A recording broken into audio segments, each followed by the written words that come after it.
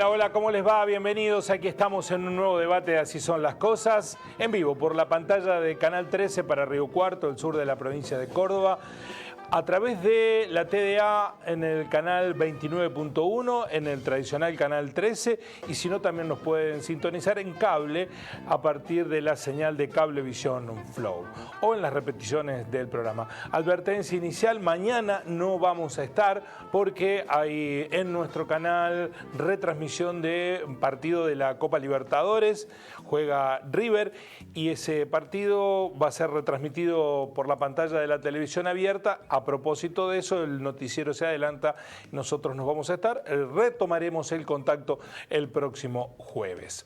El tema de hoy está ligado con la vida, porque es de la vida que vamos a hablar y de la vida que tenemos, y si alguna circunstancia de esa vida nos somete a condiciones que no queremos darle continuidad, si podemos como personas decidir interrumpirla la vida. El derecho a interrumpir la vida, la eutanasia, morir con dignidad en la Argentina, ¿verdad u utopía? O utopía, así se dice. Esta es la presentación que va a realizar sobre su libro el doctor Carlos Pecas Soriano. Esto será el próximo jueves a las 19 horas en el Salón de ATE en San Martín 374, organizado por Arrugas Más, Arrugas Menos, la Asociación de Trabajadores del Estado de Río Cuarto, el Centro de Jubilados y Pensionados de ATE, y avalado por el Consejo Directivo de la Facultad de Ciencias Exactas, Físico-Químicas y Naturales y por el Consejo Superior de la Universidad Nacional de Río Cuarto. Esta charla fue declarada de interés legislativo, comunitario y educativo por el Consejo Deliberante de Río Cuarto. Esta es la formalidad. La invitación para el jueves a las 20 a las 19 horas en San Martín 374, el Salón de ATE. A partir de esta charla es que promovemos el debate con el que vamos a, después que hablemos con el autor del libro que se presentará, poner en discusión esta cuestión, que no es nueva, que está dado en distintos lugares del mundo, que tiene avances legislativos en algunos lugares que garantiza el derecho de las personas a decidir morir dignamente, y en otros, como en la Argentina, todavía no. Nos visita Marisa Gagliardo, que es psicomotricista, máster en cuidados paliativos, pero además tiene un posgrado en psicooncología y cuidados paliativos, posgrado en psiconeuroinmunoendocrinología, es larguísimo para decirlo. Ni lo digas. Me tiré de una.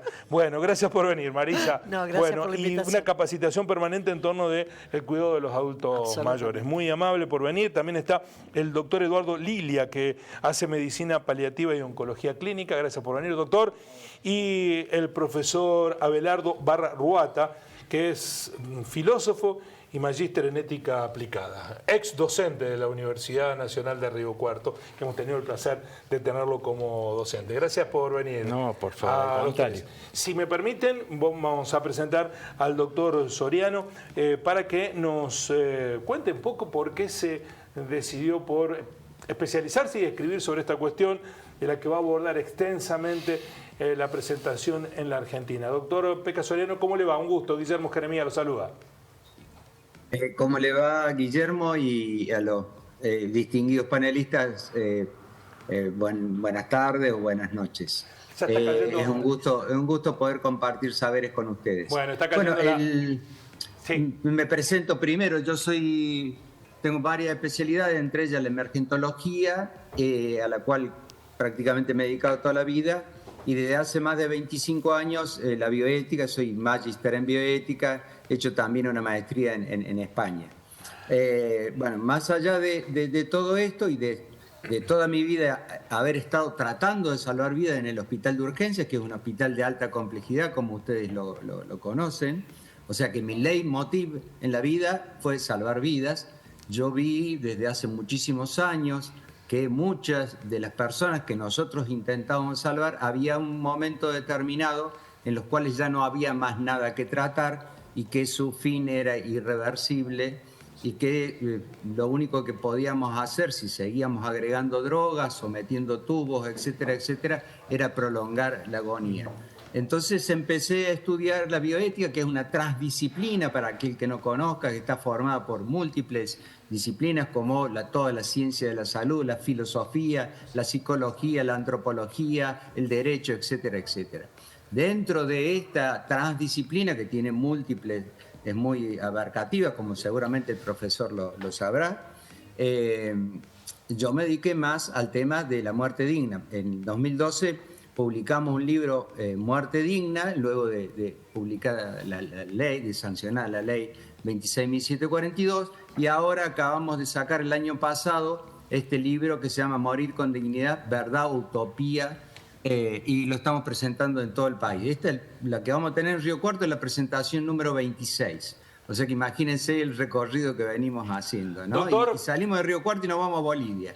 Doctor, pero bueno, ¿cuál es la idea? permítame una pregunta. Para partir de un supuesto en el que todos concurramos, ¿qué es morir dignamente? ¿A qué se define como morir dignamente? ¿Quitarse la vida saltando de un edificio es morir dignamente?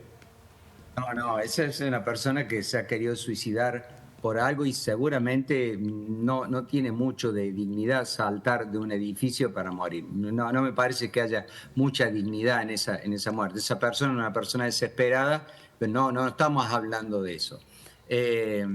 A ver, cuando uno está frente a los alumnos de medicina o los avanzados que ya están por recertificar la especialidad, o sea que ya tienen varias especialidades hechas y para recertificar necesitan un curso de bioética, y les pregunta, ¿quién determina la dignidad de un ser humano? Todos al unísono levantan la mano y dice el propio ser humano. Esto que es muy fácil de responder, Guillermo, en la práctica, a pesar de que la ley 26.742 dice más o menos textualmente, todo paciente tiene derecho a aceptar o rechazar cualquier terapia física o biológica, con o sin manifestación de causa, inclusive aquellos tratamientos de hidratación o nutrición, cuando los mismos prolongasen una situación de enfermedad irreversible, incurable, con grave sufrimiento, ya sea físico o psíquico para el paciente. Esa ley es de 2012. A pesar de eso, esto que es tan fácil de responder, la dignidad la determina uno mismo, cuando está frente a estas condiciones que el ser humano está agobiado por la enfermedad, cuando está en las cercanías de la muerte con una enfermedad terminal o irreversible con grave sufrimiento, el que menos determina cómo morir es el mismo paciente. ¿Por qué? Porque está el profesional de la salud que estamos entrenados para salvar vidas, y está muy bueno que eso sea, porque se salvan miles y miles de vidas, así porque hemos estudiado para eso. Pero fíjese que tiene un defecto toda la carrera de medicina. Si usted toma el Cecil Lev, que es un libro de medicina interna, que es como la Biblia para los que no entienden de medicina, en toda su extensión no figura la palabra muerte. Vale decir que sumado a la negación cultural de Occidente de la muerte es vista por los médicos y en general por todos los profesionales de la salud como un fracaso médico. Entonces, no queremos que se nos muera. Y lo que deberíamos decir, acá ya no hay más nada que tratar y dejar que la naturaleza actúe, dejar la voluntad. Para eso fue redactada esta ley, para retirar, en caso de que el paciente así lo requisiese, todo el soporte vital. Y del otro lado, bueno, acá al medio está el paciente, de este lado están los profesionales de la salud, que con la mejor de las intenciones a veces se obstinan terapéuticamente o se encarnizan terapéuticamente y hacen más del tratamiento que está indicado para hacerlo sobrevivir unas horas o unos días o unos meses más. Del otro lado, con la mejor de las intenciones también, porque nada de esto tiene mala intención, están los familiares, que no quieren que Guillermo o el Peca, porque lo quieren y es algo natural, lo quieren mucho, se les va. Entonces, mire, se va a producir algún milagro, póngale tal o cual droga, haga todo lo posible. Y entonces piensan en su dignidad en vez de pensar en la dignidad. Entonces, sucede lo que nosotros llamamos, mal llamado, encarnizamiento terapéutico, porque de terapéutico no tiene nada. Entonces, en vez de decir que lo estamos dejando morir, deberíamos decir que estamos permitiendo que la naturaleza actúe, ¿no? Entonces, hay ciertas y determinadas circunstancias que el familiar o el paciente dice, basta, hasta acá llegué, ya no quiero más. El médico está obligado por ley a respetar esto. Esto que es tan claro en la ley, lamentablemente, nosotros hemos hecho varios estudios en Córdoba, es desconocido por muchos de los profesionales de la salud, no solo los médicos, sino enfermeras también, y por la mayoría de los ciudadanos comunes. Vale decir, Guillermo, que un derecho que no se conoce no se puede ejercer, porque ¿cuál es el único derecho que a vos te hacen conocer? Cuando te están por meter en cana y te dicen, usted tiene derecho a permanecer en silencio, toda palabra, ese es el único, pero vos no ves los hospitales en donde haya grandes carteles donde te digan la 26.529, Ley de Derechos de los Pacientes, sancionada en 2009, o la 26.742, que es la que acabamos de decir, sancionada en 2002. Entonces este libro, con un lenguaje coloquial, ameno para que lo entienda todo el mundo, trata de hacer una reflexión crítica y de reflexionar juntos. ¿Por qué? Porque vos en el asado del domingo yo te pregunto, ¿hablaste de la muerte? No, seguramente no. Nadie en la vida diaria habla de la muerte. Por esta negación cultural en Occidente que hay de hablar de la muerte, esta no aceptación de la muerte. Entonces, yo siempre pongo el ejemplo, es como si a vos estás en un barco, en un crucero, y alguien viene con mala intención y te empuja al medio del océano. No podés pedir una tablet y hacer un curso por internet para aprender a nadar. Seguramente te vas a ahogar. Con la muerte sucede lo mismo. Cuando vos estás en los confines de la vida, agobiado, vulnerado por la enfermedad, cuando sos un infirmus, enfermo viene del latín infirmus, falto de firmeza. O sea, cuando estás con tu autonomía menoscabada, es muy difícil en esos momentos ponerse a hacer una reflexión crítica. Bueno, para esto, vos fíjate que lo más rico de todas las presentaciones son los diálogos posteriores. Espero que hoy también sea rico el diálogo, porque la cantidad de dudas que tiene al respecto el ciudadano común y los profesionales de la salud es increíble. Doctor, entonces esto intenta eso. Permítame preguntarle, porque aquí hay discusiones respecto de la concepción individual, ¿no? En donde se mezclan valores morales, éticos, religiosos, pero por otro lado está la legislación. Entiendo que usted ha avalado nuevos proyectos que buscan corregir zonas grises para que el Estado garantice el derecho de las personas a tomar la decisión de una muerte digna.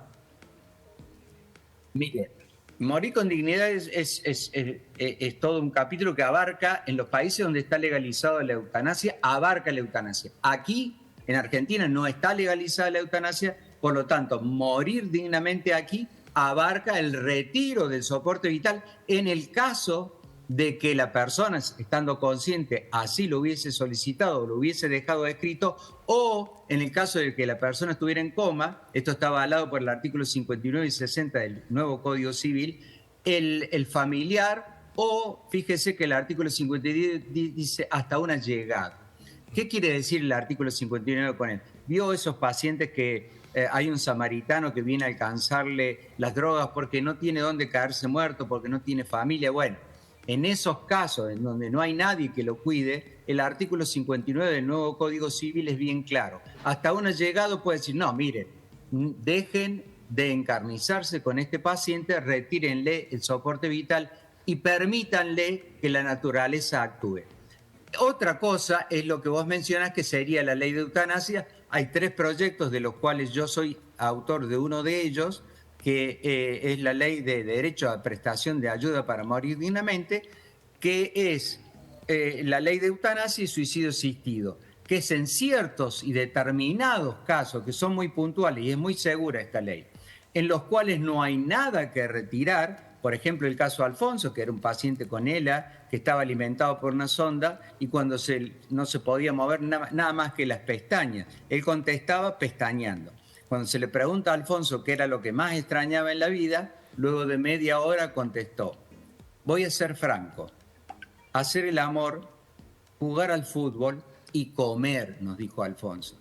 ¿Por qué extrañaba comer? Porque tenía una sonda que le iba directamente al estómago y él lo que hicimos cualquiera de ustedes que están sentados en la mesa, o yo, o usted, Guillermo, es llevarnos un vaso de agua, un vaso de jugo. Él no lo podía hacer. Entonces, de noche soñaba que corría, era un gran futbolista que jugaba al fútbol, soñaba que hacía el amor, soñaba que comía, y de día se despertaba en esta pesadilla.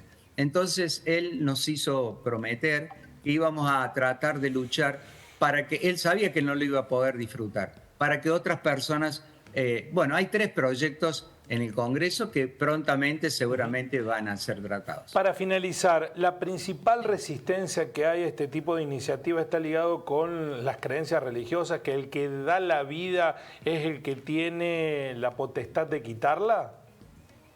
Las principales obstrucciones no son de los fieles, es de algunos sectores de la cúpula religiosa. Fíjese, es muy importante esa pregunta. En España, que está sancionada la ley de eutanasia desde marzo del 2021, se hizo una encuesta muy seria y son muy católicos los españoles. Son la misma ascendencia nuestra, ¿no? Venimos muchos de ahí. Y el 85% está de acuerdo con la ley de eutanasia. Aquí se hizo una encuesta similar y el 68% de los cordobeses está de acuerdo, sin haberse debatido públicamente. Vale decir que el mayor escollo no son los fieles, sino ciertos sectores de la cúpula religiosa. Para usted, finalmente, doctor, el Estado, es la consulta, la consigna del día, ¿debe garantizar la decisión de la persona de seguir o no seguir viviendo?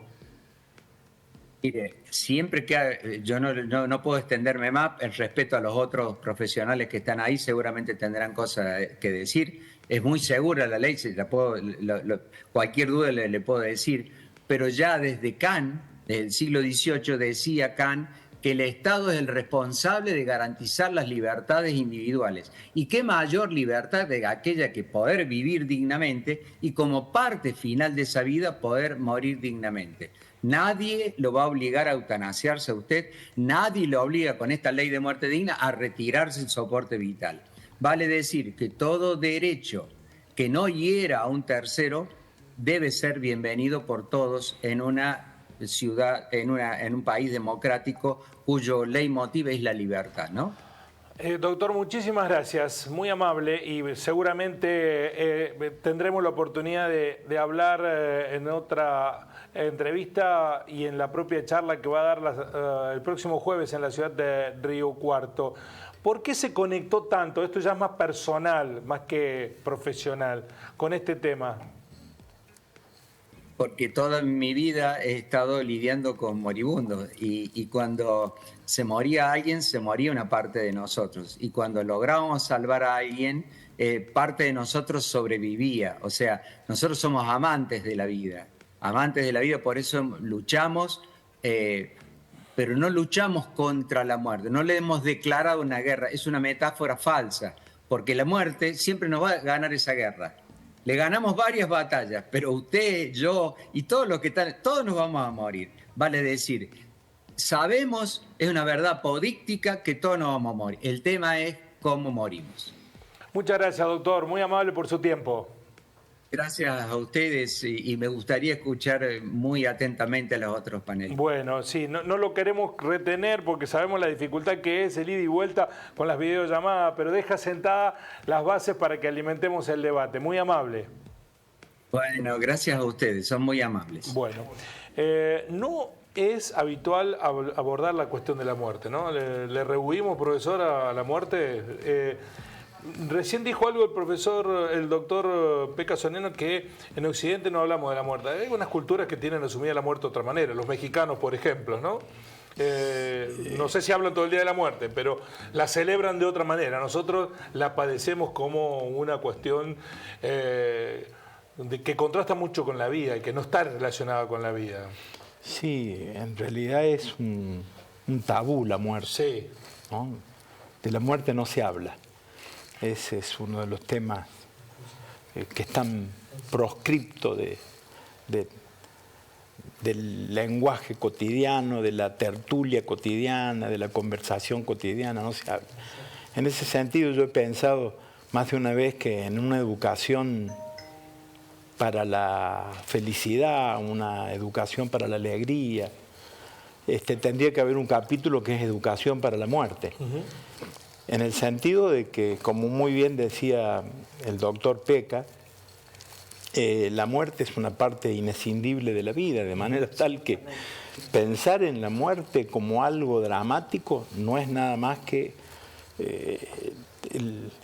la herencia de un pensamiento dualístico, trágico, que se inicia en Grecia con Platón y con Aristóteles y que después es retomado fuertemente por el catolicismo, el cristianismo en general, pero el catolicismo fue el que prevaleció. En los presocráticos y en los filósofos antes de Platón, la muerte se vio de otra forma, se pensaba más como una cosa que formaba parte de la vida. Pero en el platonismo, cuando se empieza a pensar que lo que constituye a lo humano es el alma, no es el cuerpo. Y esa es una de las cosas trágicas que pesó sobre todo el Occidente. Occidente es una cultura montada sobre la idea de el alma. El alma es lo que importa.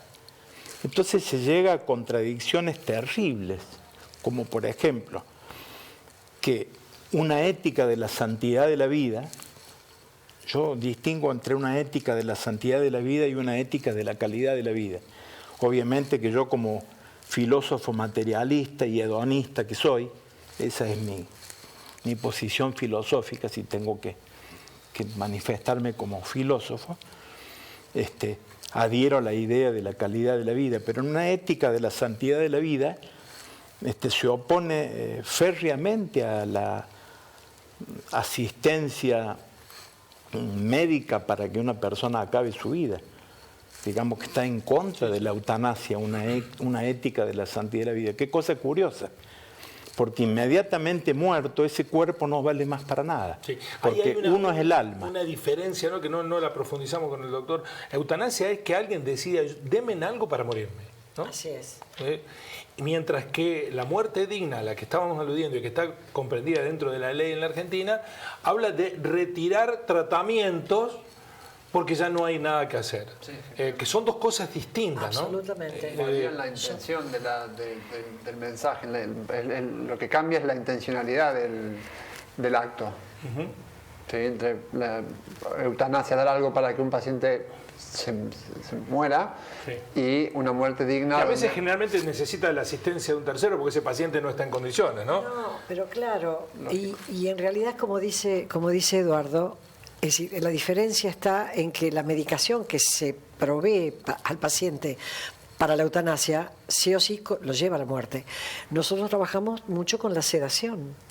La sedación que puede ser revertida, no necesariamente para que muera, sino para que tenga calidad de vida, en un estado de semiconsciencia o de inconsciencia, pero que el paciente no esté sufriendo. Uno lo que busca es evitar los síntomas, exacto, de una enfermedad que ya es irreversible. Yo claro, lo hablo desde lo oncológico. A ambos le pregunto, y retomo con el profesor Barrarrota, ¿está más... ¿es más frecuente de lo que creemos o son muy puntuales los casos que se presentan estos dilemas no resueltos judicialmente? Bueno, él como médico, y yo también, porque estoy a la par del paciente hasta el final, pero la verdad es que la familia tiene una inmensa resistencia, como explicaba el doctor, siempre espera el milagro, siempre espera que ocurra algo diferente, que aparezca otra medicación, otra droga que pueda... Es lo que se pierde también, ¿No es lógico y natural eso? Es lo natural, es lo lógico. Sí, es lo natural. Es decir, en este proceso, cuando hablamos, por ejemplo, el duelo se va creando todo un duelo anticipado de la muerte, porque se van por un lado se preparan y por otro lado hay resistencia. Y el mismo paciente, al principio, sobre todo nosotros en oncología, hay muchas enfermedades, pero bueno, estamos hablando de oncología que es lo nuestro, el paciente al principio tiene una actitud de lucha, de afrontamiento completamente diferente. Cuando hay una recaída, la doctora Kubler-Ross habla de las distintas etapas, ¿no? O sea, del enojo, la ira, la negociación, la aceptación. La aceptación en general se da ya sobre el final de la enfermedad, donde el paciente ya no tiene fuerzas y no tiene ni más coraje. Yo recuerdo una paciente muy amorosa, muy joven, 43 años, Aranza, ella española, yo el máster lo estaba haciendo allá en ese entonces, y ella me decía, es que nos van a doblar el codo, y es que no quiero más, diles que he firmado el consentimiento de voluntad anticipada, que yo ya no quiero más, que basta, que me estoy muriendo de dolor y no quiero seguir viviendo, me obligan a seguir soportando tratamientos tras tratamientos, y mi familia que no lo entiende. Y hoy en la Argentina eso no lo podría hacer una persona, ¿no? En ese entonces todavía no estaba la ley de eutanasia. En 2012. Estoy hablándote, no, la del 2012 es la nuestra, pero la de eutanasia en España es de 2021. En esa época todavía no. En España había una película muy conocida, Mar Adentro, que habla sobre esto, ¿no? Hermosa el caso película. San Pedro. Exactamente.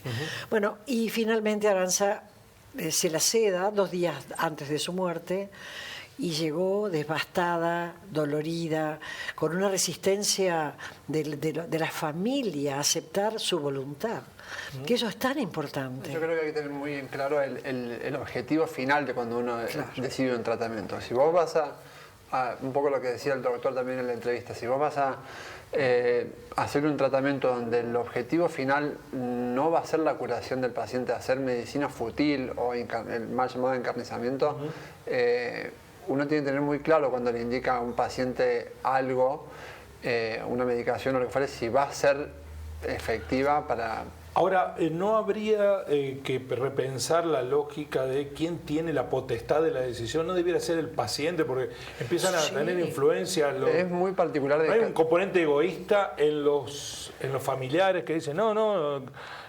lo hacen por ellos, no por el paciente, porque el paciente está diciendo, no doy más. Claro, a lo largo de mi experiencia, que no es muy vasta, pero he visto de todos los casos, desde los familiares que no lo quieren dejar ir al paciente cuando uno ya le ha explicado que hizo tal y tal tratamiento y la enfermedad es irreversible, y la gran mayoría entiende cuando uno se lo explica con tacto, con el acompañamiento y con la contención familiar que requiere la familia y el paciente, terminan entendiendo de que ya no hay más nada para hacer y lo aceptan.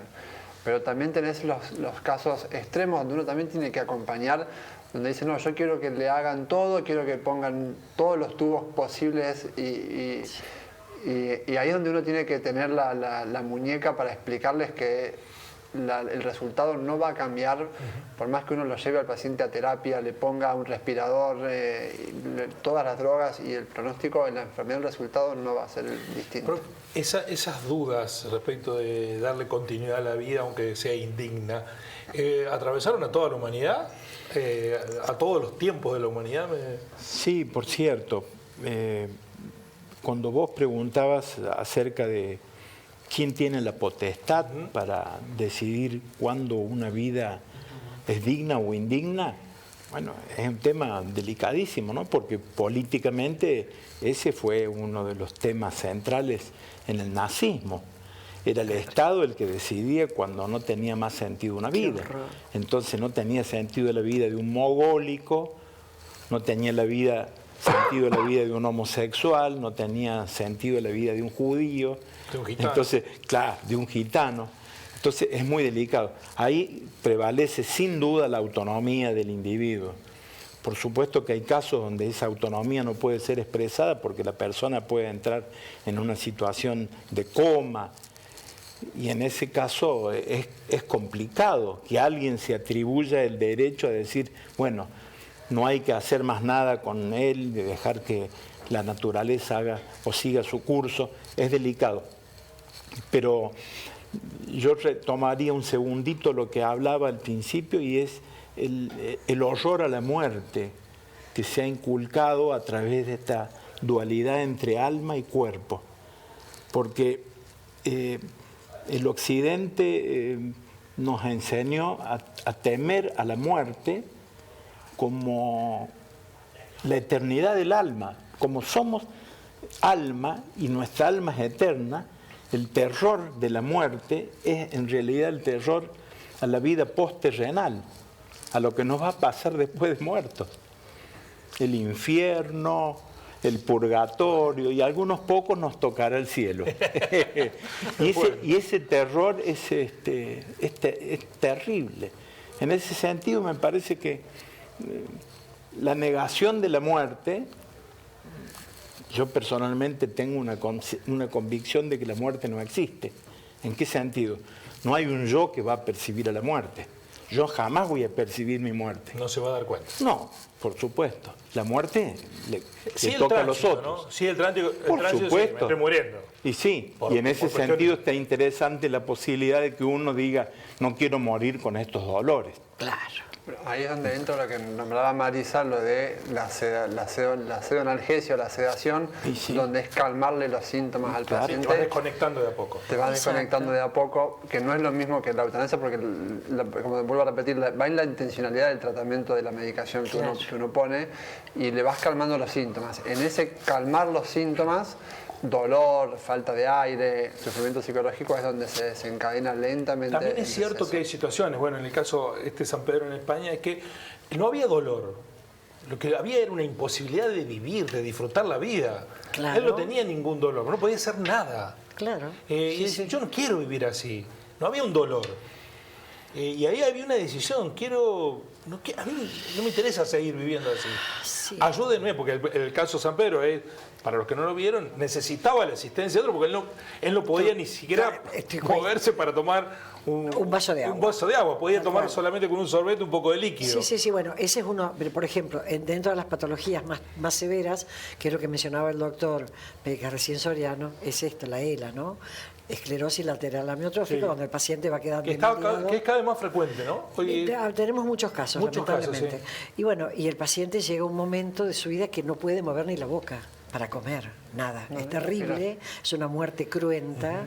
Y bueno, es lo que estaba diciendo, o sea, ¿quién decide mi vida? ¿La decido yo? ¿Quién la decide? Hay una diferencia y volvemos a la línea fina entre me sedan y me duermo hasta que Dios quiera o hacemos eutanasia y me voy.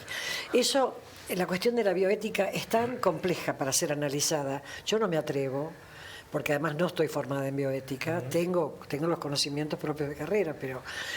Que también ha ido mutando, ¿no? La bioética ha ido Sí, trastocando sus valores, Sí, sus sí, principios, revisándose. Pero bueno, esta línea es tan finita, y yo siempre digo, esto que menciona el doctor Lilo, es tan importante porque poder ayudar a un paciente a que esté sereno, sedado, relajado, asistido, sin generarle la muerte, para mí todavía tristemente sigo sintiendo que es como una cosa violenta.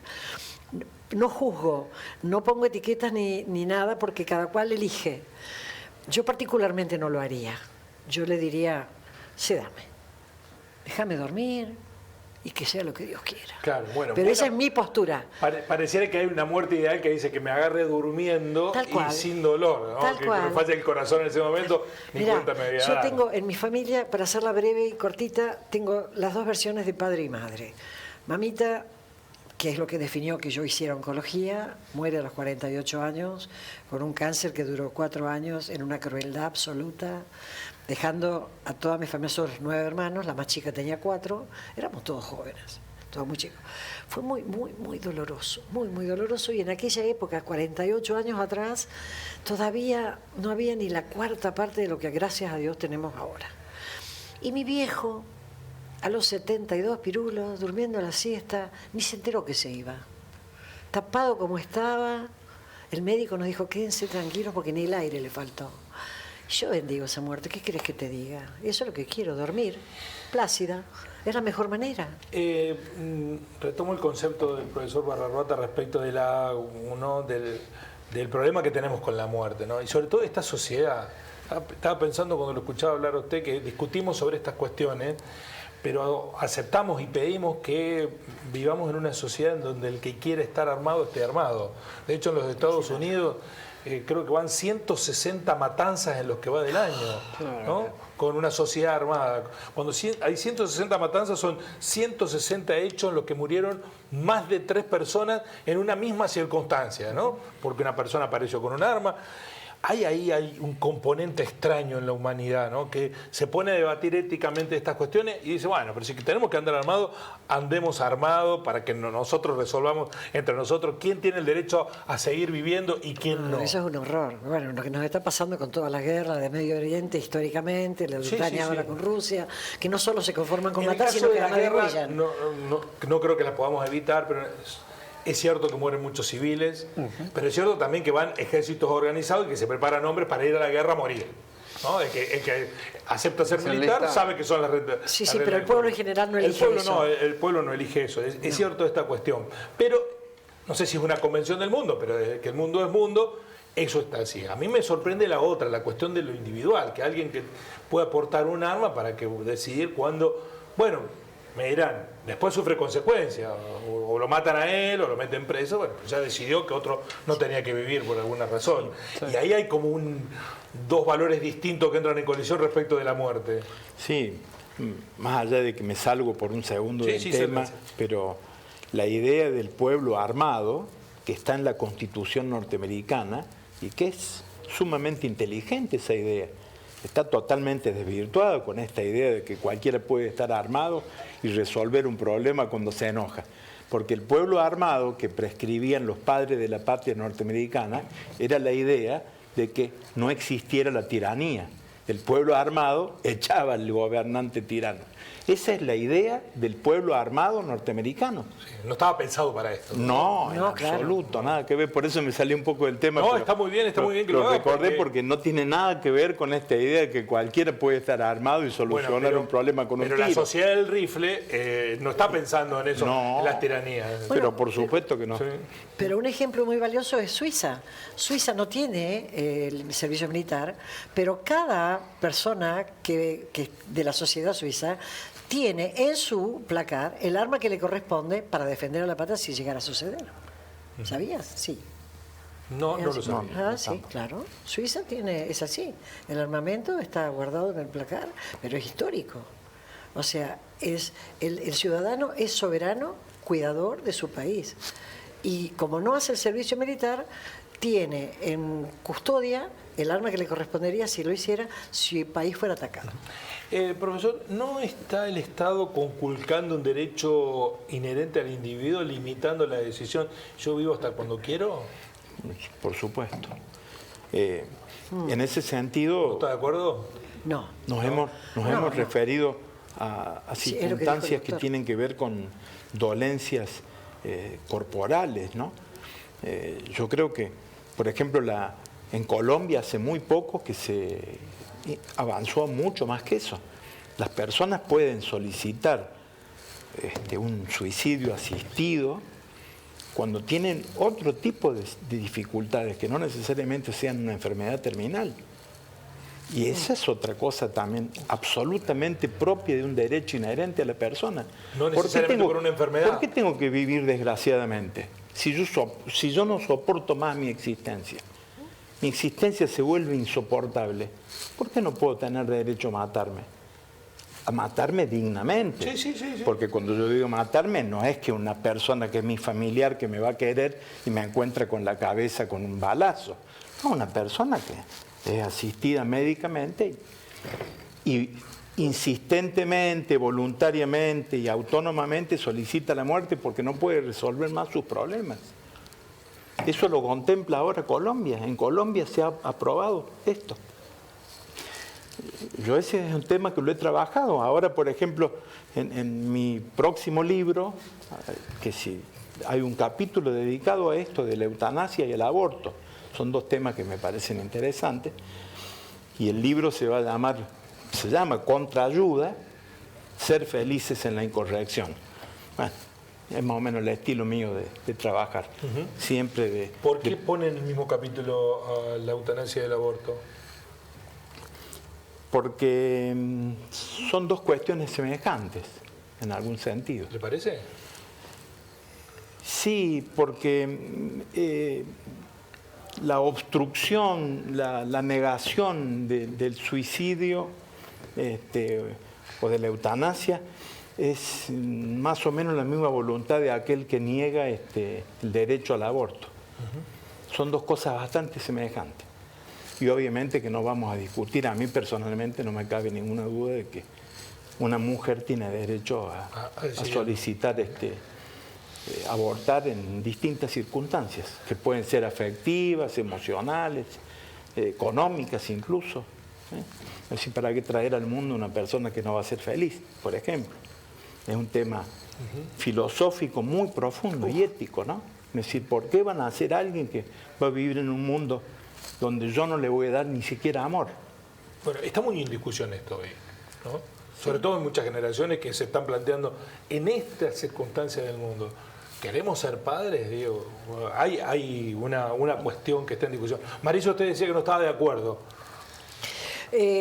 No con esto último, sino con lo anterior. No, claro, a mí me parece que, porque a mí no me gusta más la vida y porque estoy harto de todo esto, que le pida a alguien que venga y me provoque un suicidio asistido.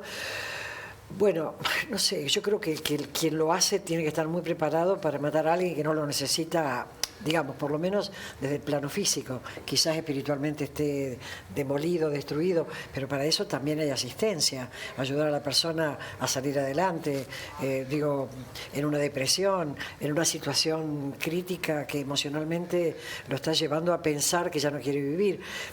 En realidad es un tema para debatirlo largamente, cada cual tiene derecho a pensar como quiere y ahí entramos a jugar incluso en este tipo de enfermedades terminales. Sí, eso es lo que se pierde de vista, Marisa, respecto de esta idea de que cada uno individualmente, que esté en las condiciones, no quiere decir que te obliga a tomarlas. Exactamente, tal cual. Siempre va a haber una decisión absolutamente individual que hacerlo, pero la cuestión está en las condiciones. Claro, ¿no? Y el camino de la aceptación de la persona, primero de quien lo está padeciendo y del otro, para aceptar que el otro está decidiendo otra cosa. No es fácil porque tiene que ver también con la formación que uno ha tenido y la cultura que lo ha asignado en el espacio en el que se mueve. Es raro porque se ha avanzado, y yo estoy de acuerdo con eso, mucho en la donación de órganos, ¿no? Sí. Que si uno no manifiesta la voluntad de no donarlo, es donante. Claro. Eso se avanzó mucho. En donde se le quita a una persona la posibilidad de decidir si quiere o no donar. A mí me parece bien que el Estado tomó esa decisión, pero sin embargo no toma la otra, de decir, bueno, también tenés el derecho, si no querés seguir viviendo, de decidirlo por tu cuenta, te pone determinadas condiciones. Médicamente, ¿cómo se resuelve esa situación ética? ¿Por dónde va pasando la decisión de ayudar o no? Porque yo conozco casos de gente que padecía situaciones médicas muy complicadas, con problemas oncológicos, que el propio médico dijo, bueno, que se quede en la casa, que no termine sus días en un hospital asistiéndola, que se quede en la casa, su lugar, en su vida, su cama. Ahí hay una decisión del médico también. Hay una decisión, pero vos tenés que darles los pros y los contras de cada decisión.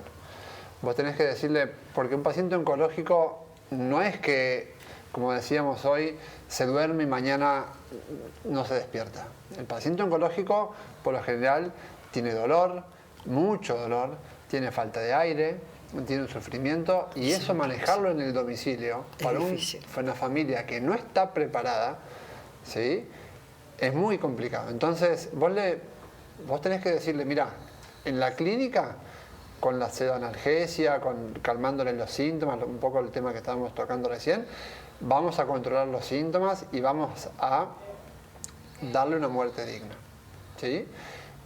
Si vos querés que el proceso continúe en su casa, tenés que saber qué es lo que va a pasar. Tenés que dejarle a la familia toda la información arriba de la mesa y al paciente también, si está en condiciones de decidirlo, de qué es lo que va a pasar. Porque desde el punto de vista de la enfermedad, la evolución, y más de lo oncológico, tiene muchos síntomas, muchas complicaciones que la familia no termina de... Un domicilio no está preparado para tener oxígeno porque al paciente le falta el aire. Y eso lo tenés que manejar sí o sí en el domicilio, en la clínica. Entonces vos le tenés que decirle al paciente, mirá, te va a empezar a faltar el aire, o te puede empezar a faltar el aire. Y ahí te tengo que... Entonces jugás con esas... Vos le tenés que dejar en claro los dos panoramas de los pros y los contras de cada decisión. Y después el familiar, la familia o el mismo paciente decide. lo que la mayoría de las veces pasa es, bueno, la aguanto en mi casa hasta donde más pueda y cuando no puedo, voy a la clínica.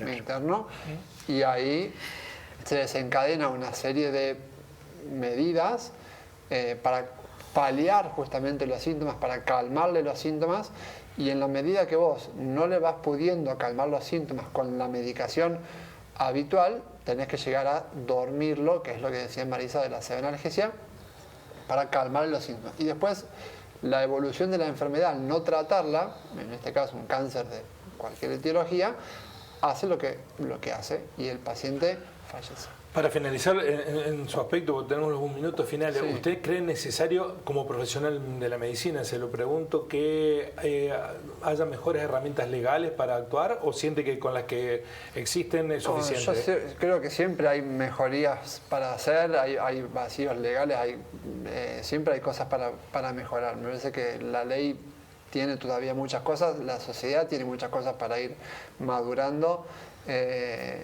Pero cuanto más información, cuanto más informados estemos, cuanto más preparados estemos, cuanto también deje de ser un tabú el tema de la muerte, la gente y el familiar, el paciente lo va a el límite es cuando la persona que está doliente el límite no lo pone, tiene la capacidad de decisión, ¿no? Bueno, ahí lo pone, terceros. Lo pone el paciente, lo ponen los familiares, te dicen, por favor, no quiero que sufra más, o sea, Claro, yo quiero que se ahí quede. está. Pero lo veo sufrir, lo veo gritar, lo veo...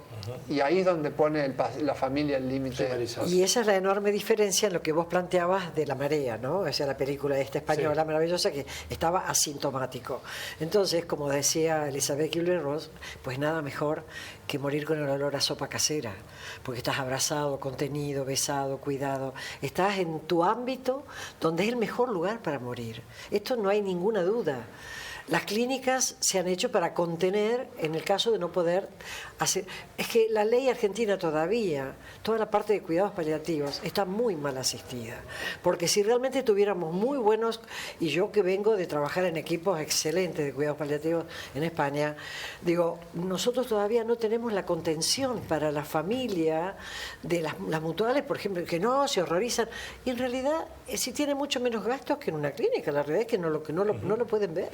Bueno, permítame, Marisa, porque el doctor Peca se ha quedado con nosotros qué bueno. y quiere hacer un cierre de esta cuestión, le agradecemos mucho. A veces no nos integramos al debate porque dependiendo de la calidad de la conexión, dependiendo del ida y vuelta, si no nos escucha o no nos escucha, lo sometemos a condiciones técnicas que no podemos manejar, pero se ha quedado pacientemente y tiene un minuto. Usted sabe cómo es la televisión porque después le quiero dar un minuto al profesor Barra-Ruanda. No, sí, un minuto, simplemente para decir que mientras nosotros hemos estado hablando en toda esta hora, hay gente muriendo indignamente. Así es.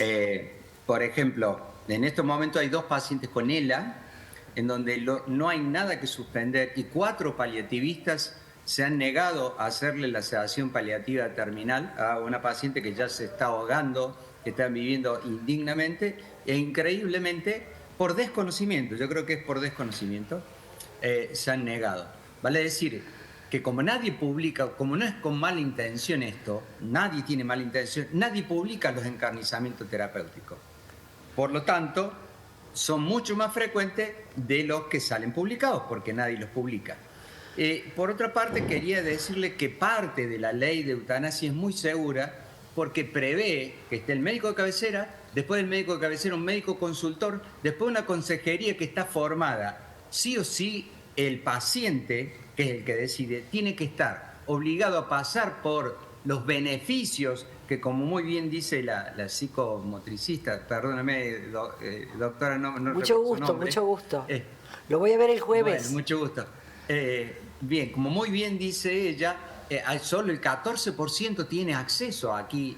Ustedes sabían que en Córdoba desde el 2002 existe la 9021, Ley de Cuidados Paliativos, nunca fue reglamentada.